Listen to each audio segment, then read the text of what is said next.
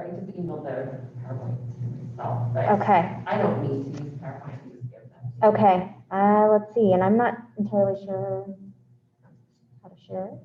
Yeah, I can show screen share. I can have the screen share. So you had to log in. What? I've had to learn how to do the screen share thing. If you log in. Yeah. Mhm. Okay, we are live with YouTube now. Everybody, I'll just give my update.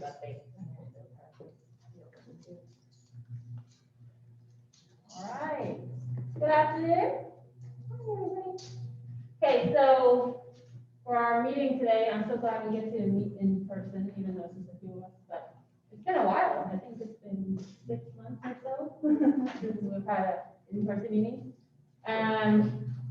So to start off, let's call to order. Are there any other items that we want to add to the agenda? Anybody over there? No. Great. I guess we'll, right off the bat, we'll get your director's report. Okay. So I have this on a PowerPoint, but I'll just give you numbers. I'm gonna start with the COVID update. You guys hear me okay?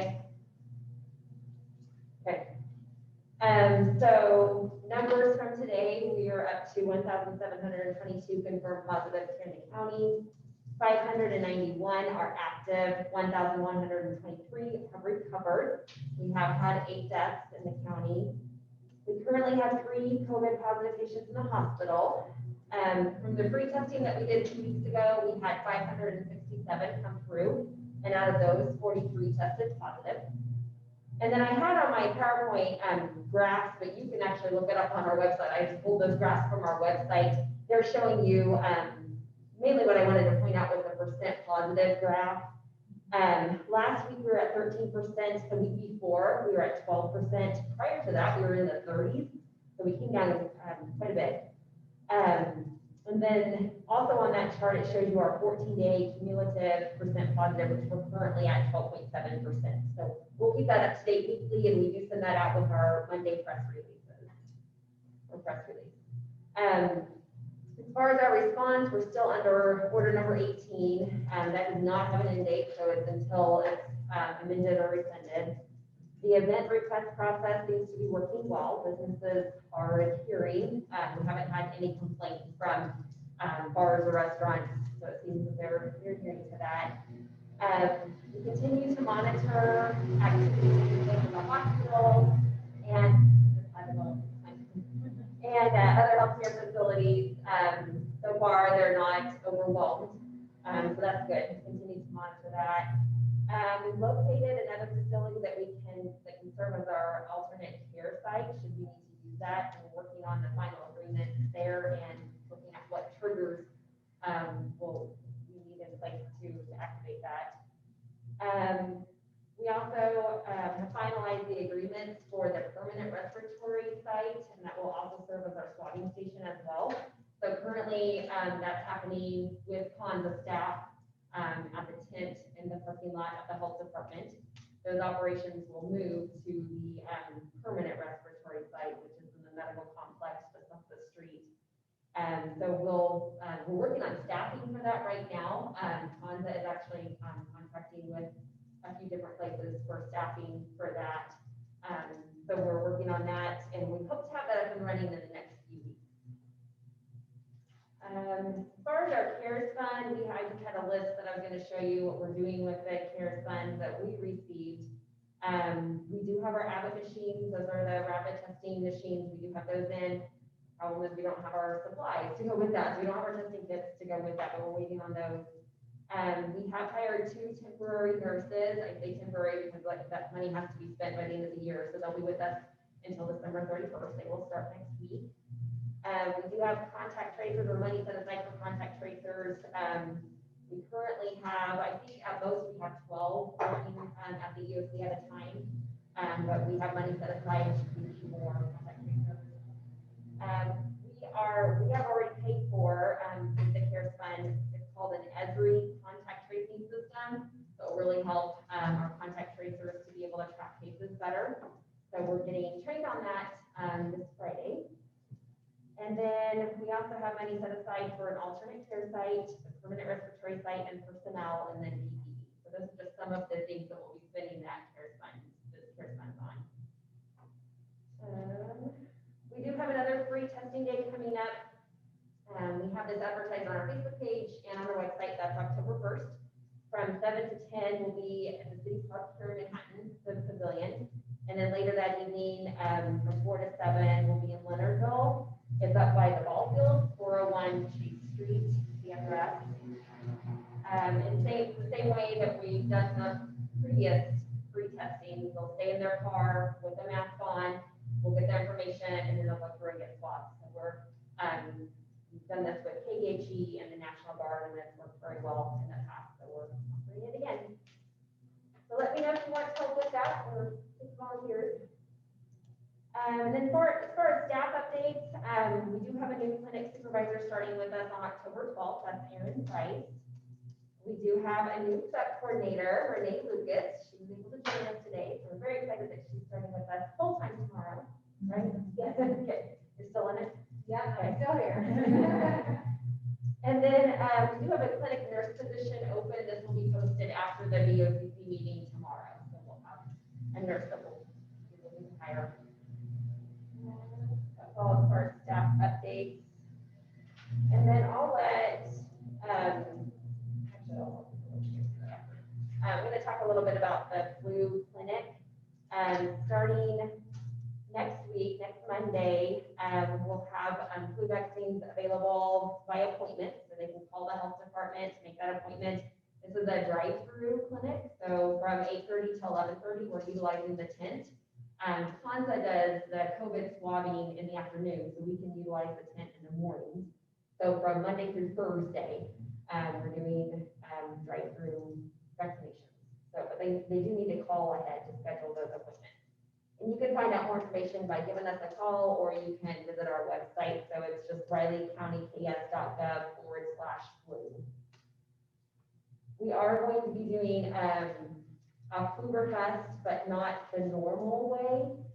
We'll do it probably the same way that we're doing our regular flu vaccines. We'll do a drive-through clinic, but we're offering it on 2 different dates, October 22nd and 29th.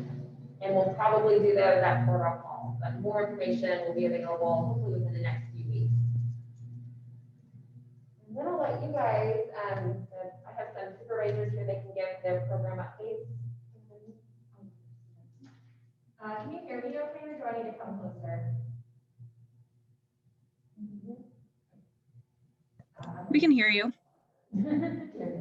So I'm Brenda Spencer, I'm the maternal child health supervisor, and we have applied for a few grants to help our families throughout this fall period, hopefully. So we received Memorial Hospital Association grant funding. It will be used to incentivize our Becoming a Mom classes. So they each receive a gift after completing a series of 5 classes.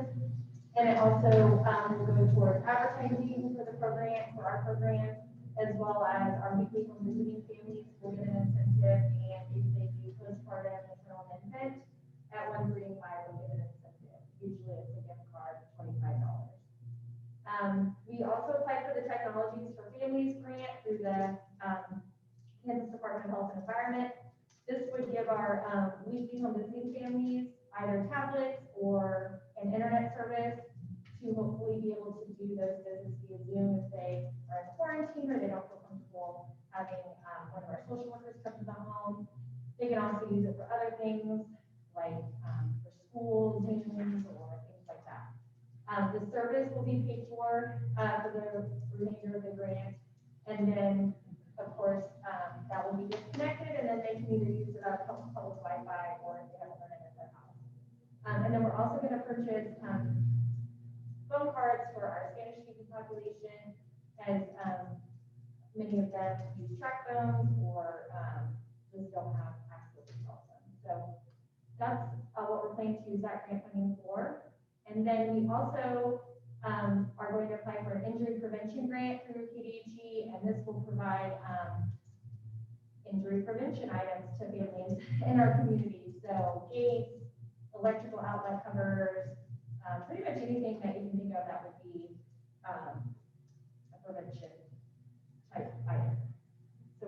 at that as well. Hopefully you will know all of the, we got Memorial Hospital Association grant funds, so we're waiting on time for families and the prevention, hopefully by the end of October. And then otherwise, it's just business as usual. I'm Jan Scheidman, and I'm the coordinator supervisor for the Raising Rider program. We too are in the process of applying for some grants. These are through the Kansas Children's Cabinet and Trust Fund. They're sub-grants of the Federal Preschool Development Grant. One of them will be under the Raising Riley umbrella, and it's a sub-grant for improved quality of care.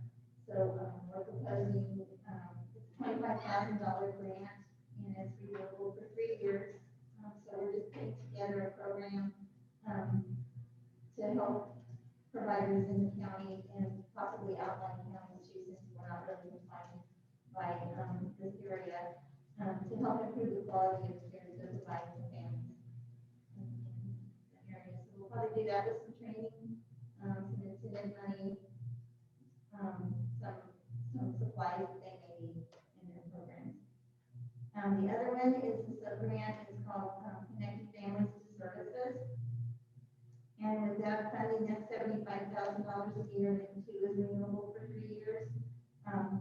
Our plan is to put together an expansion for the IRIS program, which is the internal referral and integrated referral and information system. It's something that we have in place here in Riley County and have for about 3 years. It's kind of been a little stagnant for the last year.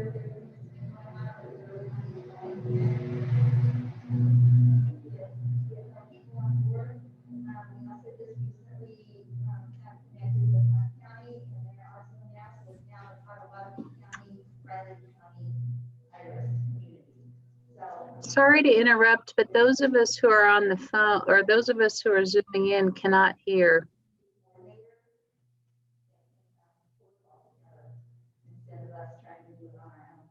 So we have some wonderful people with the IRIS organization that are guiding us and leading us along the way. So that grant's almost completed and ready to submit. The other one's still in the work process. So other than that, we're just doing what we want to do.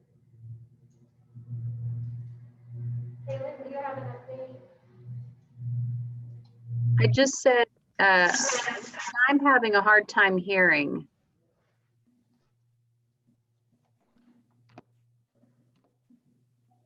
Caitlin, are you? Yeah, it's cutting in and out.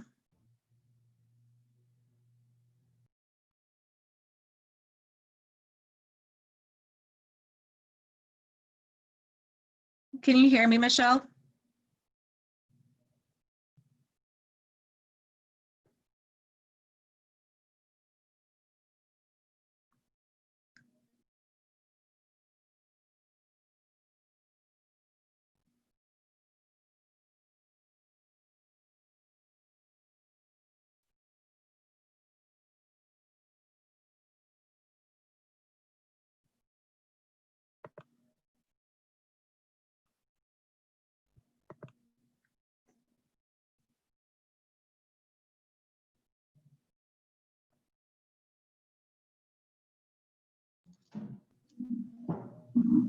Can you hear us?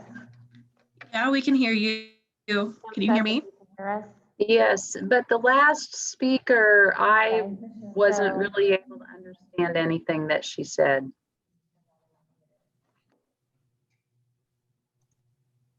Yeah. Kaylin, what about Okay. you? Were you able to understand her report? I think the whole thing sounds like it's cutting in and out.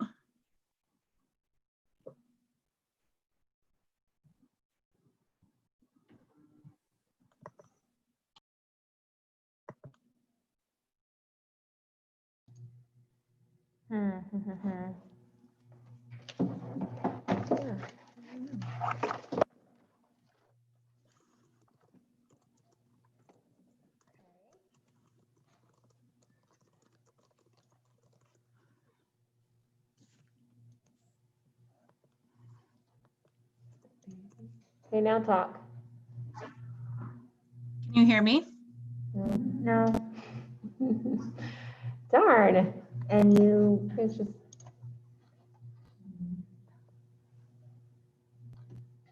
yeah, speaker box is on. are they plugged in?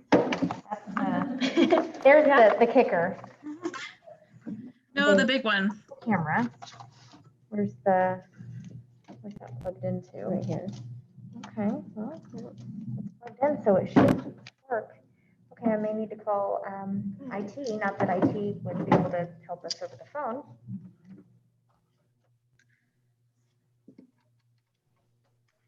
This green thing isn't even coming on.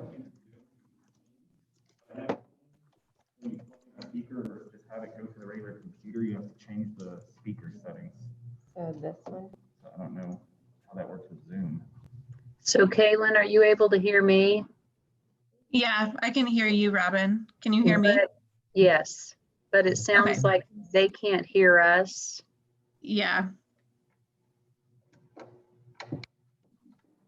Well, the power light's not even. I'm gonna type that into the And it's chat. interesting because it is plugged in. So we can hear each other. So those of us zooming in can hear each other, even though Well, there's a power. those Oh. in the room can't hear us. Thing in here. Okay. Correct? Here, now talk. There we go. Now we probably need to Undo what we did. yeah, what did you click on, Julie? The one that was above, save as speakers. The speakers, yeah. Okay, now talk. Can you hear us? Yay! Yay. It took 3 people. Okay, we got it. Teamwork makes the dream work, right? Yeah. Okay. Well, I'm Kayla and I'm the WIC supervisor. Big news is that we received notice that our waivers allowing remote certifications has been extended. There's no date, but it's 30 days after the national emergency declaration expires.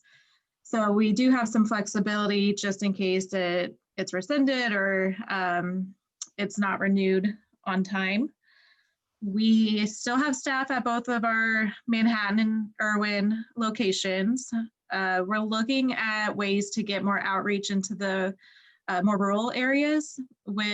Previously with in-person appointments, transportation was a big barrier for those clients to access service. But now with the entire process by phone or email, and then we're even trying Doxy for telehealth. It's just so much easier for people to get service right now. If you have anybody that would benefit, they can Google Riley County WIC, and under the WIC page on the health department website, there is a spot where they can do a pre-qualification, and that will email directly to us, and we'll get in contact with them within a business day to complete the process. And we can get people in within a couple of days with doing remote appointments. And that's really all we have.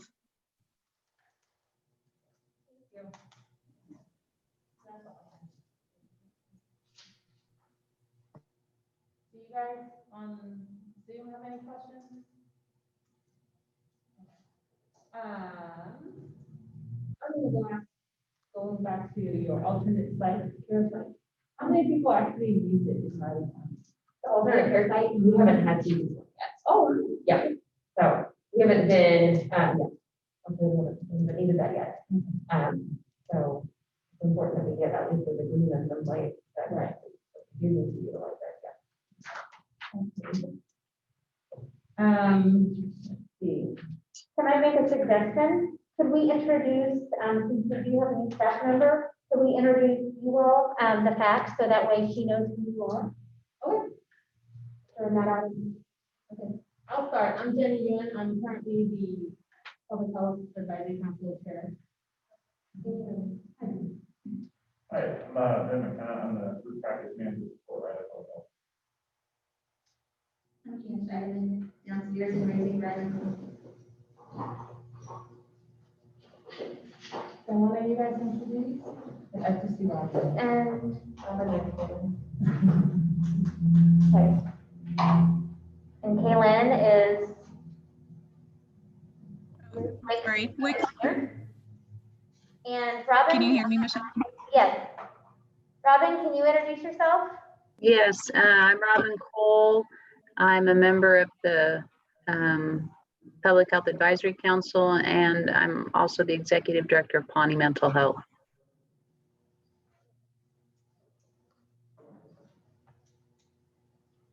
And I would say I should probably have you.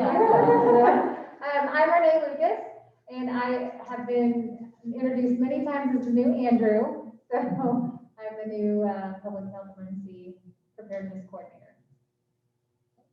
welcome. Thank you. So officially tomorrow is the first. Tomorrow's day. the official full day, yes. Full day. I've been doing half days as much as I can the last week and a half or so, and I think it's kind of been beneficial, kind of get my foot in the door a little bit, so.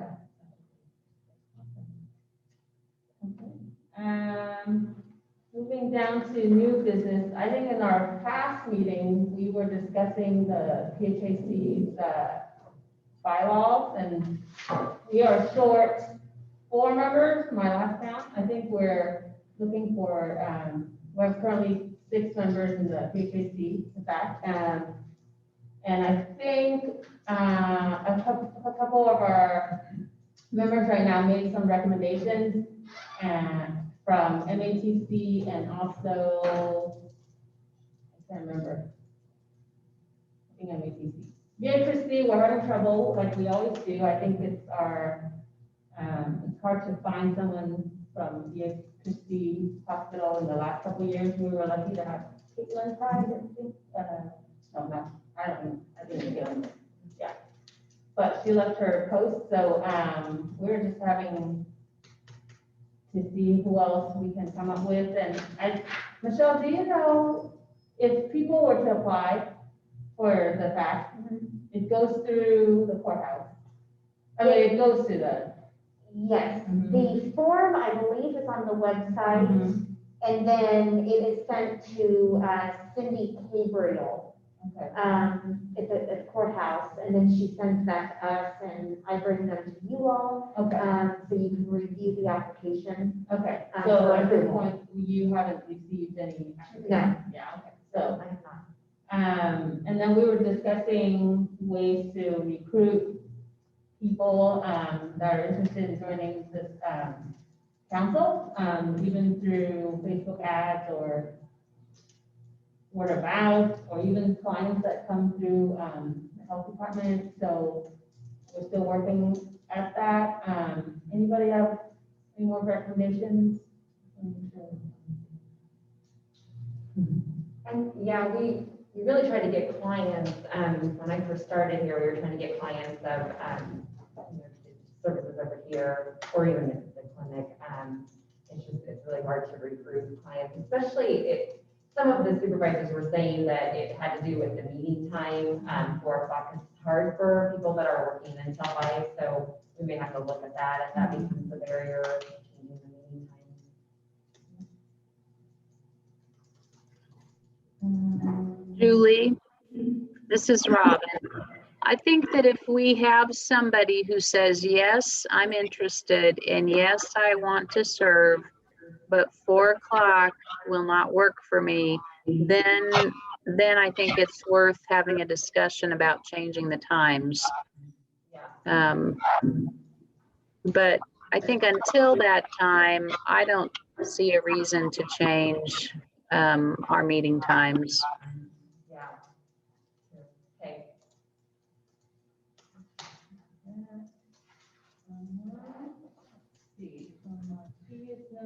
So yeah, I guess we'll just keep on working at getting more members, or getting more, council members on this PHAC. In the meantime, I think we also talked about, I remember. I did send an email to Cindy Gabriel regarding what does the process look like to change the bylaws. She recommended that I email Clancy, our county attorney, which I have. I sent that email to him. He has yet to respond. He said that he was going to get that information back to me, and I will follow up with him. I know he's been very busy lately, so I will follow up with him to see if I can get that information.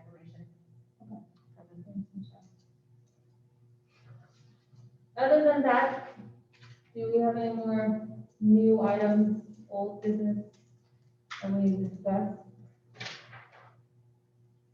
Robin, do you have anything? I guess I'd like to offer some feedback about how I have experienced this meeting. I don't know if right now is when you want to do it or not, or offline. Okay. So, do we proceed with adjourning the meeting?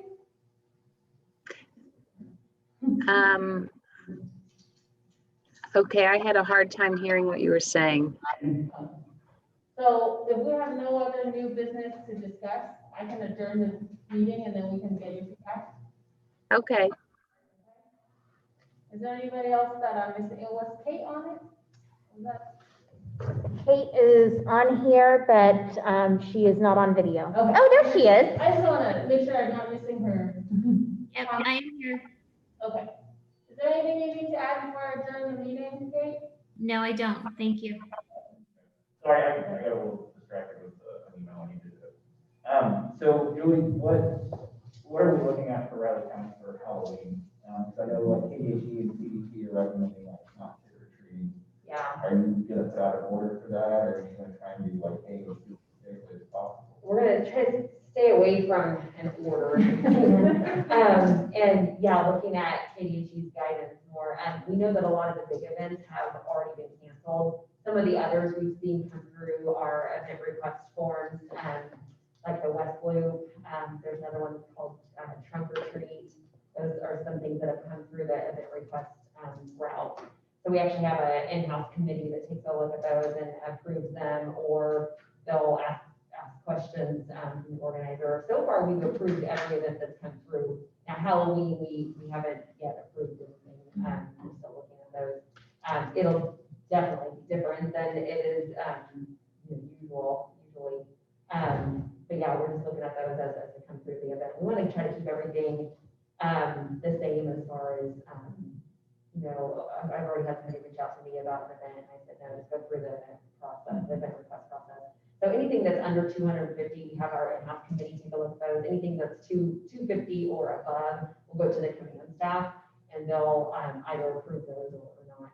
But yeah, we'll just continue to go with that process until we run into barriers. But yeah, we're really looking at, so the committee that's assigned to that, they're looking at KDHE guidance and just asking the organizer questions based on that and giving them some feedback as far as some other safeguards that they need to put in place before that event takes place. But yeah, so every big event like that will run through the event request process. And then other than that, for regular trick or treating in the neighborhoods, we'll stay around KDHE guidance, but I want to try to stay away from an order as much as possible because it's hard to enforce.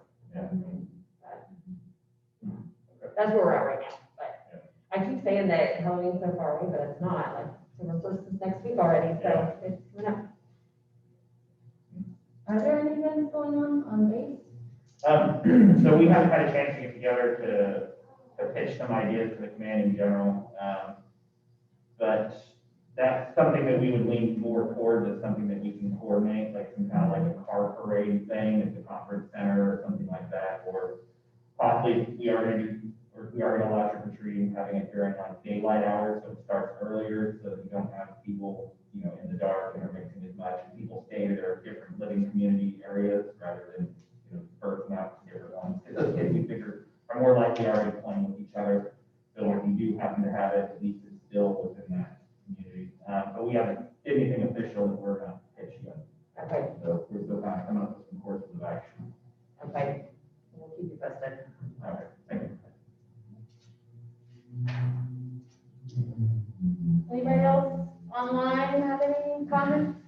questions? Or is there- Jenny, I have a question. Can you hear me okay? Yeah. Yeah, this is Ellen. And I might have missed some of it earlier with the technical difficulties, but the posting of the age-related COVID data, is that delayed for this week only, and will we expect it back next week? Yes, so do you want to speak to that? Yeah, just with the systems and so many people kind of adding and trying to take over until I started, I just noticed the discrepancies, so I want to really make sure that I'm able to be 100% accurate and know that my numbers are correct before I put them out. So I'm looking over that, rerunning some data, and then we'll have that up to date, hopefully by Monday. Okay, thank you. That's awesome. Then, do you need you mentioned that you had 12 contact tracers. Are you still hiring, Julie? Are you going to look for more? And let me know if we can help with that. Sure, so the application is actually up on the county website. We do get every once in a while, we get somebody that applies. We're just kind of holding those right now as we're not needing as many right now. But when we do need people, we have that pile that have already applied, but anyone can apply at any time. We're just not really needing as many contact tracers right now, so we're not actively hiring right now. Okay, thanks. Great. For the swabbing stations that you guys have, you said Monday through Thursday afternoons only? No, sorry, that's for the flu vaccine. Oh, sorry. Monday through Thursday in the morning, we're doing the flu vaccinations, and then Monday through Friday, they're doing swabbing at the 10 in the afternoon. And that's by appointment, or how do you? Yeah. Oh, So you have to have a doctor's order to go through that. So we'll either call your primary care provider or the screening line. I noticed that there's some local doctor's office that said they have their own rapid tests and whatnot. I mean, people can just go and get it through them too if they need. Yeah, they can go to their primary care, yeah. Is there a fee for this swabbing? For the swabbing, Kansas does have a grant that they can allow for those that are uninsured to go through that for no fee. I think that's really important to address because I know I've seen where some people have hesitated getting tested, even some students, because they said they don't have insurance. So it's important to address that, yes, we can test them for free. So don't use that as an excuse not to get tested. It's more important, especially for these students that we know, and then we can make sure they're isolated and others aren't being affected. So that's really important to address. Yeah. And I also want to have these free testing days more frequently, because then they don't have to have symptoms or doctor's orders, and we can just get more people through and tested. Unfortunately, we've only been able to do them every other week, but for every 2 or 3 weeks, I guess. But hopefully we'll be able to do them more frequently. And when we get our testing supplies in for our Abbott machines, we'll be able to do some more when those come in. When is the question? Any other questions from you guys online? Or? Okay. Well, thank you for all that. If we're good, I will adjourn this meeting. It is 4:37. We'll meet again next month on October 28th. That's what I have. Okay, I'm going to stop live stream.